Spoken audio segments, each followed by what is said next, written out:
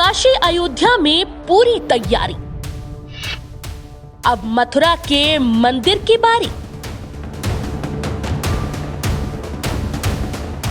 देश की सियासत आजकल मंदिरों के इर्द गिर्द घूमने लगी है। कोई मंदिरों का जीर्णोद्धार करवा रहा है तो कोई मंदिर पूजा और दर्शन। अब ये बीजेपी की सांप्रदायिकता का नतीजा है या मोदी की बड़ी जीतों का असर?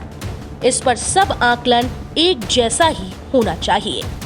1992 से देश की सियासत में इस मंदिर मुद्दे की प्रभावी ढंग से एंट्री हुई थी। उस समय राम मंदिर मुद्दा बना, जिसने करीब 30 साल बाद बीजेपी को सत्ता के शिखर तक पहुंचा दिया।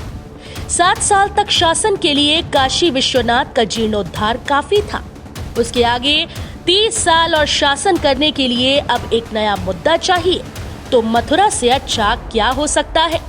तो इसीलिए इसकी आहट सबसे पहले केशव प्रसाद मौर्य ने एक ट्वीट से दी थी। उसके बाद अब अमित शाह और योगी का मथुरा जाना भी उसी तरह के एक और मुद्दे को गर्म कर रहा है। देश के राम और कृष्ण भक्तों के लिए ये आस्था का विषय रहा है और आस्था पर सियासत करके तो अकबर तक महान बन गया था। तो इस आस्था की सियासत ने फिर नेताओं के लिए मंदिरों के दरवाजे खोलने शुरू कर दिए हैं। मथुरा के वृंदावन में अमित शाह और योगी आदित्यनाथ एक साथ दर्शन, पूजन और भक्ति करते नजर आए। उद्देश्य धर्म का प्रचार तो नहीं रहा होगा, क्योंकि दोनों साधु और महात्मा तो नहीं है। अब इसका यूपी में असर होगा कि नहीं, इसका नतीजा 10 मार्च को ही सामने आएगा।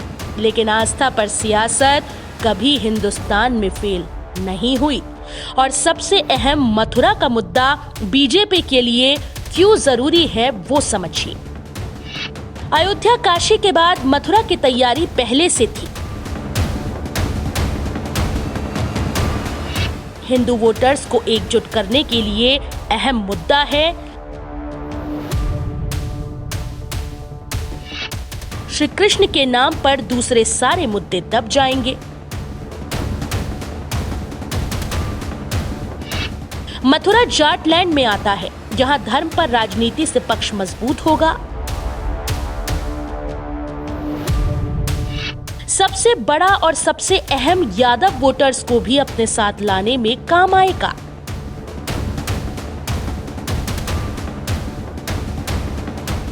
यानी एक मंदिर और करीब 200 सीटों पर सीधा असर तो होगा ना बड़ा खेल।